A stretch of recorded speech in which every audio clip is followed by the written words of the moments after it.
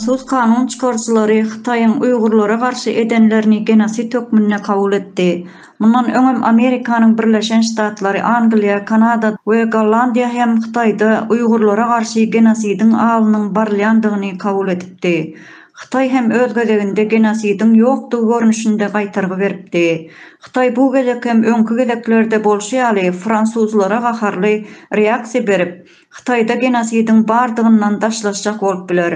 Fransiýanyň bu karary almagyna insan haklarynyň bozulmagy esas bolup durýar. Fransiýa görä, Xitayda musulman türki milleti bolan Uýgurlara garşy ýürüdilýän sessiz, emma şol bir wagtyň özünde bir milleti ýok etmäge niýetlenen syýasy bähbit genositdir. Ýene-de bir bellenip geçilmeli möhüm zat bolsa, Xitaýyň iň uly welaýaty Uýgurlaryň ýaşaýan ýeri bolup durýar. Görnüşe görä Uýgurlara garşy alınıp barylýan genosit Uýgurlaryň musulman dälde türki millet bolmagy bolup durýandygy pikiri has agramly. Sebäbi Xitaýyň özünde hem Uýgurlaryň sanyndan has köp musulman halky bolmagyny unutmazlyk gerek. Emma muňa garamazdan türk milletlerinden bolan Uýgurlara garşy gazaply syýasat ýöretýär.